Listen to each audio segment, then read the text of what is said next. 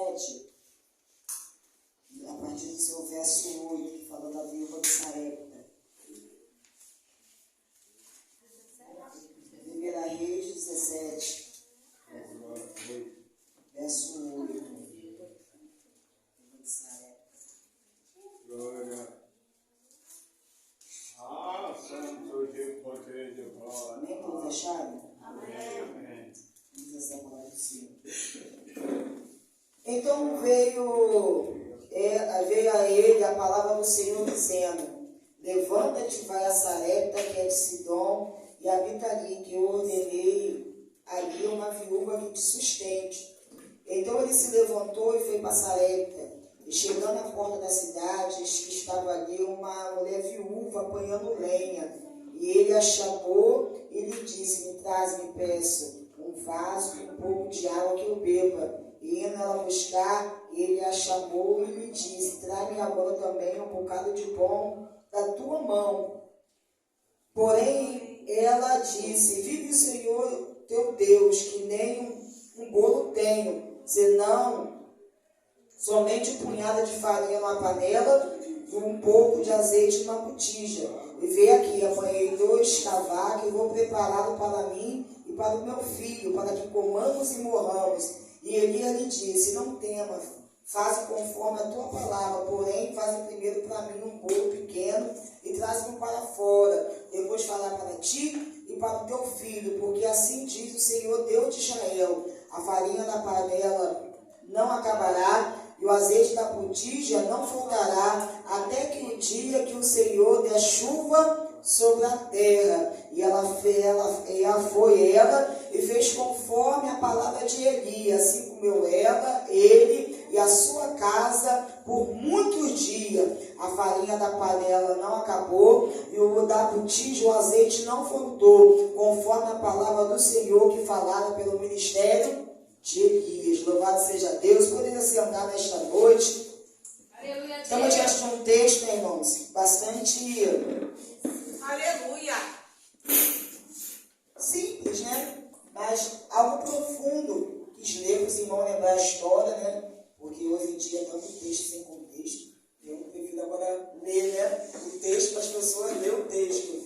Louvado seja Deus. Mas nós vemos aqui que depois que Acabe, ele assume o reinado, faz aquele casamento ali de aliança com a rainha Jezabel, um casamento assim arranjado, um casamento de política, né, para ele fortalecer o seu reinado, fortalecer aquilo que ele acreditava, fazer bem para o seu governo.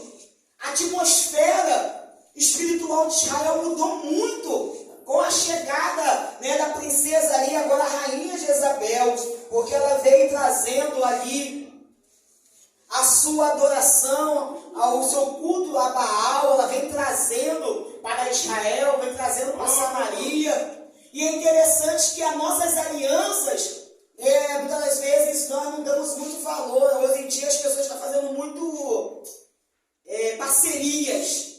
E o espírito que acompanha o nosso parceiro, muitas das vezes, nos leva à derrota. Né? Porque tem um espírito que acompanha cada pessoa, né? Dependendo de quem seja, nós levamos o Espírito de Deus. Mas dependendo de como nós aliançamos, carregamos o espírito que acompanha essa pessoa. E você vê pessoas que ao longo prazo não bebia, passa a beber, não cheirava, passa a cheirar, e tem certo tipo de comportamento que não tinha, mas é porque como a unção de Deus ela atrai, mas a unção também demoníaca também ela atrai e te influencia para outras coisas. Então, a unção que estava sobre a vida de Jezabel começou a influenciar a nação de Israel. O sacerdócio começou a influenciar os profetas. Ela fazia aquele banquete lá e os profetas começaram a se render, que já profetizavam da parte de Deus, mas já não profetiza mais, e agora está tudo corrompido. E Elias tem um discernimento espiritual. Elias agora discerne que a nação de Israel já não adora Deus, já não bendiz o nome de Deus. Então ele libera aquela palavra o quê? Fecha os céus, que não haja chuva e que não haja o quê? Orvalho sobre a terra. E Deus ali sela as palavras de Elias.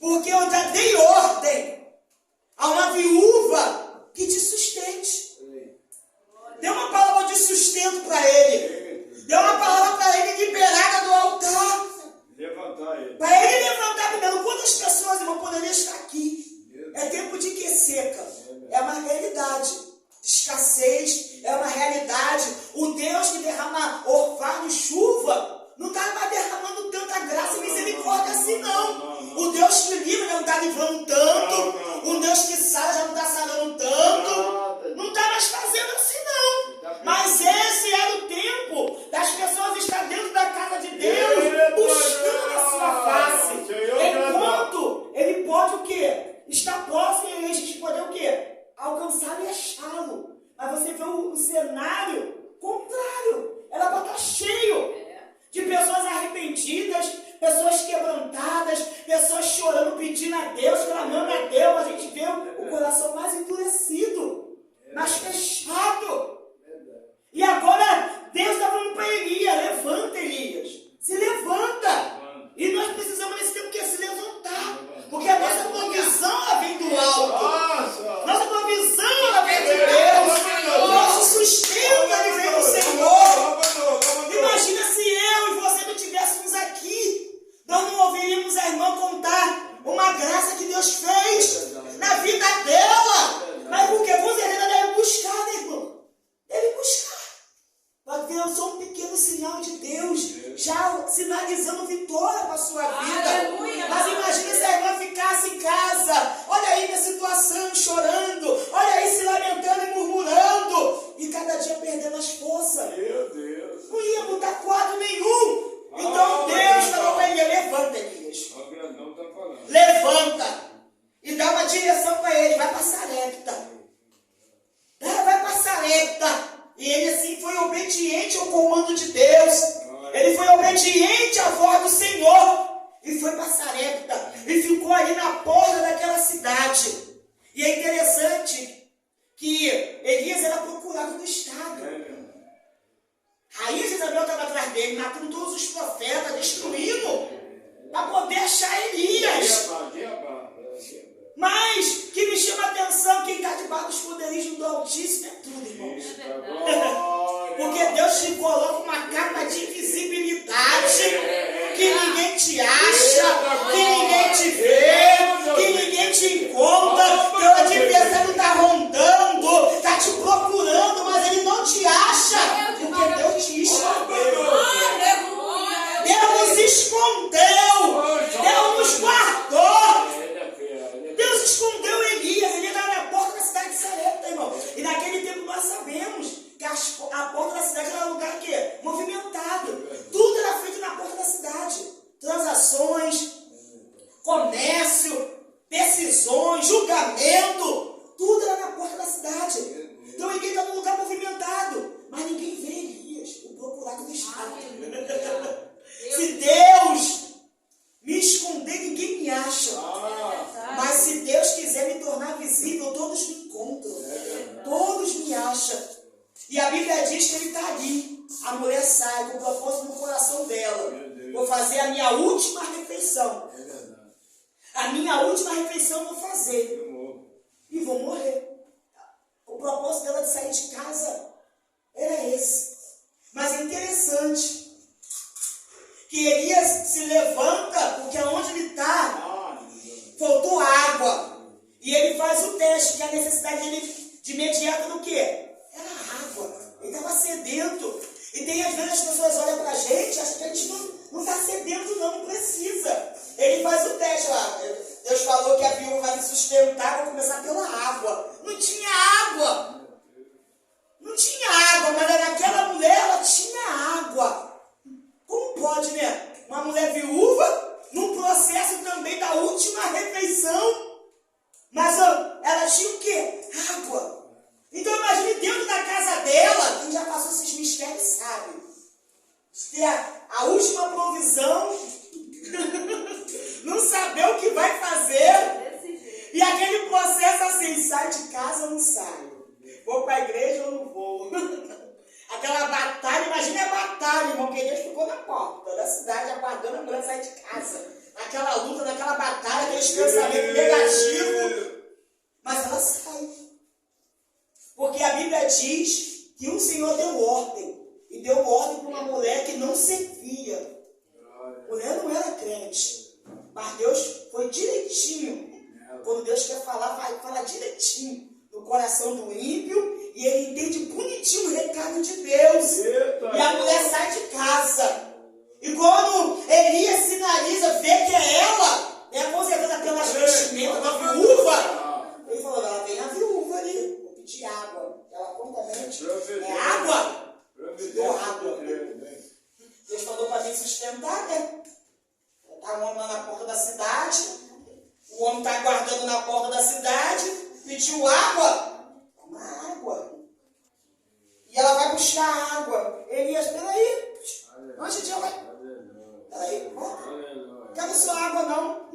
faz um pouquinho de pão e traz para mim, que ele também está faminto. Aí ela retruca, porque o problema da casa dela, você vê nítido, não é água, que água acho que ela tinha suficiente. Ela não negou de imediato a água, ela tinha o suficiente.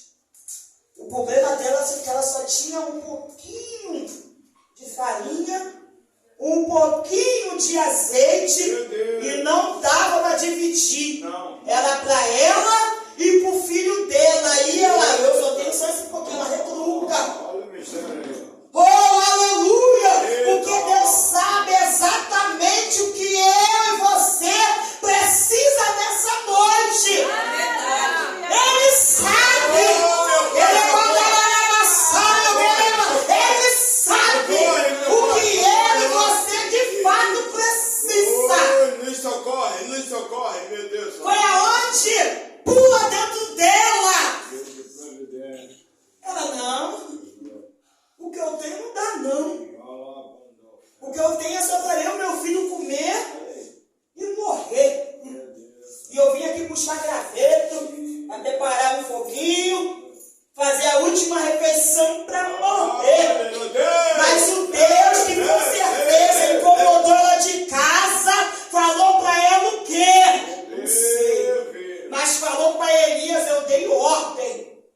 Deus mandou. Aleluia, Deus. Aí você vê aqui, ó, saindo da boca dela as intenções do coração dela. Porque Deus mandou. Porque se Deus não mandasse, ela não ia liberar nada. Se Deus não mandasse, ela não ia fazer nada. E tem hora que Deus, Ele ordena, Ele manda. Porque se depender de mim, de você, a gente não faz. A gente não faz. Se ela não obedecesse ali a Deus, ela teria morrido, ela e o filho dela. E ele vai lá, faz. Mas não come primeiro não, porque a intenção do seu coração é você e a sua casa. Tem hora que nós temos que largar a nossa casa e se ligar nos mistérios que Deus já nos convidou a entrar. Oh, mas foi isso que ele falou para ela. Não vai você que a sua casa está à beira de uma morte, está à beira de uma tragédia, está à beira de algo ruim, mas faz tudinho que você botou no seu coração para fazer, querida. Mas faz primeiro para mim. Olha como o teste aí, para ver a provisão de Deus na casa. Olha o teste que Deus fez nessa mulher. Deus de estratégia. Olha o teste que Deus fez nessa mulher. Faz primeiro para mim. E ela vai fazer. E ele falou assim, ó, vai lá, faz. Eu estou aqui fora. Ele poderia ver ela cozinhando. Talvez chorando, se lamentando, porque tem um mistério que é só eu, Deus. E às vezes a gente não entende que Deus manda a gente fazer algo, aí você fica retrucando, mas lá no íntimo Deus não revela o que aconteceu ela cozinhando, ela preparando, talvez em lágrima, talvez em choro, talvez sem entender aquele mistério, se era Deus, se não era Deus. Louvado seja Deus, Ele estou aqui fora te aguardando. Eu quero comer da sua mão. Tem algo que você não pode botar para o outro fazer como um mistério que a gente. Ele falou, eu quero comer da sua mão. É você que vai preparar. Eu poderia jogar para o filho preparar, talvez o filho sabia cozinhar, não sei. Mas ele falou que é da sua mão, não passa para outro não, é da sua mão que eu quero comer. O mistério está contigo. É com você, o mistério, isso aí, o mistério está contigo. Prepara lá, com lágrima, com gemido, com choro, desprenda. Tenha fé. Já está fora. Glória a Deus. Eu estou te aguardando. E ela fez.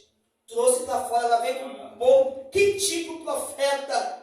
Aí veio a palavra que já estava sobre a vida dele. Aleluia. E ele libera para a vida dela. Oh, louvado, a palavra que estava de sustento para a vida dele. Meu Deus. Ele que libera para a vida dela. Eita, Porque Deus falou, eu vou dar ordem a ela, mandar ela. Porque você que não vai ficar sem provisão, não é ela. Ele é um mistério profundo. É ele que não ia ficar sem provisão. tinha que aprender a ser liberado. Meu Deus. Meu Deus, aleluia. Porque Deus falou, vou dar ordem para que ela te sustente. Porque eu vou sustentar. E esse sustentar não é dar o melhor, não. É nos manter de pé. No momento de adversidade, no momento de luta, no momento de prova, no momento de escassez, perseguição. Louvado seja Deus. Elias está sofrendo ameaça. Elias está sendo rodeado pelo espírito da morte. Mas Deus está dizendo para Elias: Elias, eu vou te sustentar, eu vou te guardar, eu vou te livrar até que um dia eu derramar chuva sobre a terra. Aleluia. Então ela era canal de bênção. E por ela ser canal de bênção, Deus estava sustentando a casa dela. Deus estava sustentando o filho dela. Ele fala: o azeite não vai parar. A farinha não vai acabar. Não vai, porque a palavra está comigo. E o sustento está comigo. E estou fazendo para mim do garante de sobrevivência. Grande é esse mistério. Aleluia. E eu encerro. Aleluia, glória a Deus. Grande é esse mistério. Porque até Jesus falou assim, no dia que ele pegou os rolos, ele leu Isaías 61. O Espírito está sobre mim, que me ungiu.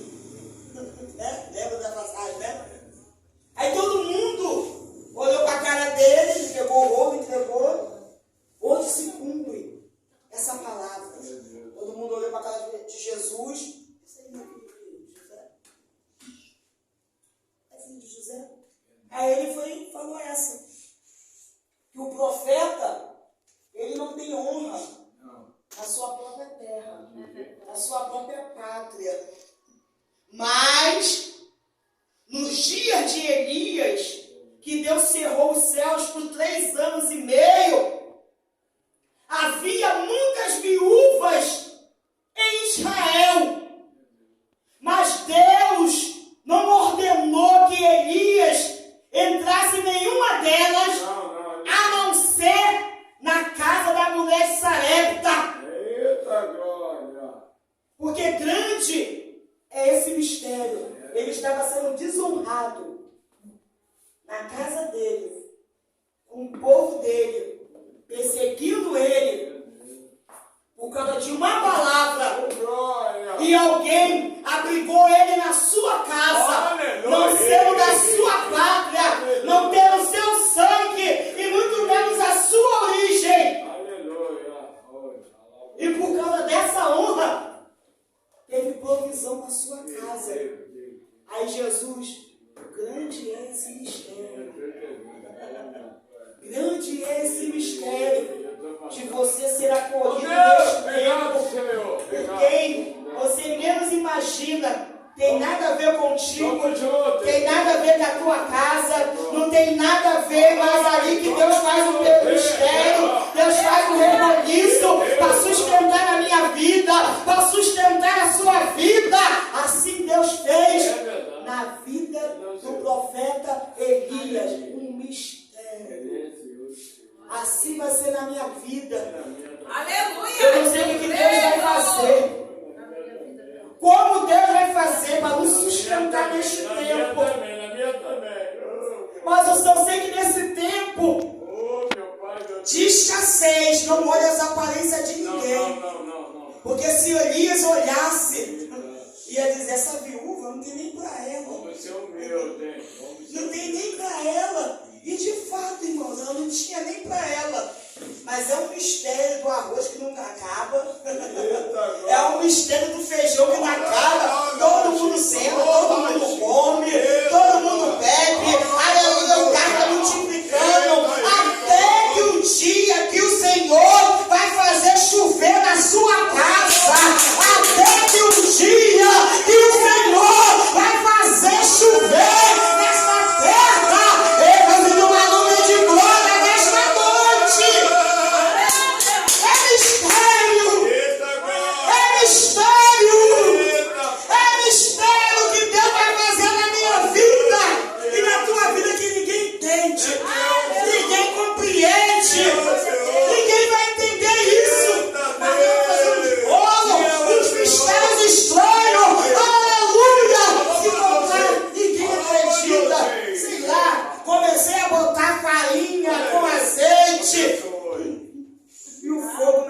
apaga. Eita, vai O começar. fogo não apaga. Esse fogo não apaga. Aleluia! Oh, esse fogo não apaga.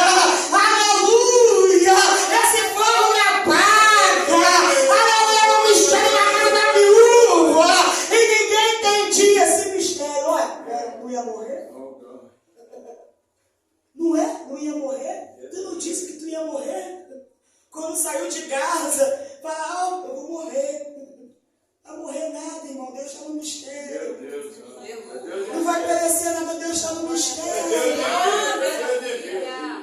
O que eu aprendo e finalizando essa mensagem é: o que falta em mim neste tempo, alguém vai completar.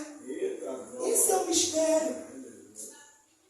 Elias tinha a palavra e precisava da provisão, que era um pouco, mas era suficiente para Deus fazer. Deus faz no pouco, irmãos. É no pouco, esse tempo é no pouco. É 5 pães e 2 peixinhos para alimentar a multidão. Vai acontecer milagre. Esse tempo é tempo do pouco, mas é um tempo que a casa vai ver milagre, a tua casa vai ser milagre, vai ver milagre. O filho daquela mulher que não era, que não sabia, não conhecia o Deus de Israel, vai ver um milagre, vai ver um mistério. Louvado seja Deus, de repente esse menino morre, porque tem uma enfermidade que se agrava. Ela pensa, será que eu cometi algum pecado? Chega perto do profeta e fala: ô homem, o que tem eu contigo? Tu vem dentro da minha casa para lembrar os meus pecados, as minhas iniquidades.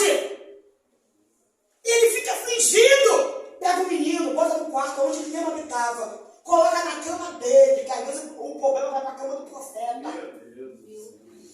E ele ora: Senhor, tu me trouxeste aqui na casa da viúva e afligiste ela matando o filho. E ele está orando. E ele está orando. E de repente, Deus ouviu a voz de Elias e trouxe fôlego de vida daquele menino. Deus estava numa casa que ninguém o servia, fazendo mistérios que o povo não entendia. Ia multiplicar azeite, multiplicar farinha. Imagina o coração do menino, e Deus vai lá, trata. Que Deus quer trazer, sempre trazer. Aí Deus vai lá, permite aquela morte, traz a vida, o fôlego de vida. Meu Deus. E agora a mulher fala: agora eu sei que a palavra da tua boca é verdade. Se cumpre. Ué, ela não tinha comido, não tinha bebido, não estava viva, mas ainda tinha dúvida. Mas quando Deus permite a morte do menino, acaba as dúvidas. Meu Deus. Às vezes Deus está fazendo os mistérios da nossa casa, nós vemos a mão de Deus, mas quem é ímpio dentro da casa tem dúvida. Tem dúvida. Tem dúvida. E algumas coisas morrem para Deus ressuscitar, para mostrar que Deus está falando é verdade. Mas foi verdade desde a hora que Deus deu a ordem para ela. E ela não percebeu esse mistério. Precisava demais, porque tem gente que é assim, precisa demais. Precisa. Aí Deus vai fazer essas coisas para mostrar que no início ao fim, quem está no controle é Ele. Aleluia. Quem está no controle é Ele. E quem libera a palavra de vida sobre a sua vida é Ele. Tem gente tendo livramento e provisão por causa de mim e por causa de você. Aleluia. Porque Deus falou para mim assim: Paulo, eu vou te sustentar. Aí quem está do meu lado é sustentado justamente comigo. Aí Deus falou para Georgette, eu vou te sustentar. Aí quem está na casa junto contigo, a sustentar, comer direitinho junto contigo. Mas a palavra não foi para eles, a palavra é para você. O cuidado que Deus tem é comigo. Glória! Mas a misericórdia se estende para Deus suficiente que aqueles que moram comigo dentro da casa. Estamos juntos, meu Mas irmão. o mistério é que aquele que está liberando a palavra, é que aquele que está de frente uma obra, é aquele que está, aleluia, segurando uma palavra profética. Eu vou te sustentar até o dia que eu vou fazer chover Glória a Deus. sobre a terra. Aleluia.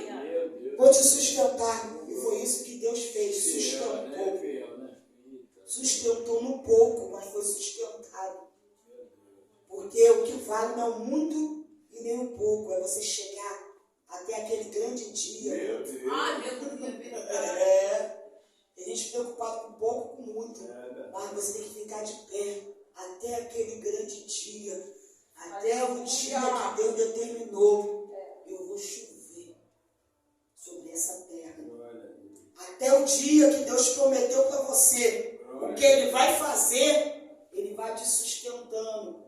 No muito e no pouco. Mas que você vai chegar nesse grande dia. Você vai chegar, porque há uma poderosa mão de Deus, havia uma poderosa mão de Deus sobre Elias, e há uma poderosa mão de Deus sobre a minha vida, há uma poderosa mão de Deus sobre a sua vida. Fica com essa palavra na tábua do seu coração. Que Deus te abençoe, irmãos. Aleluia.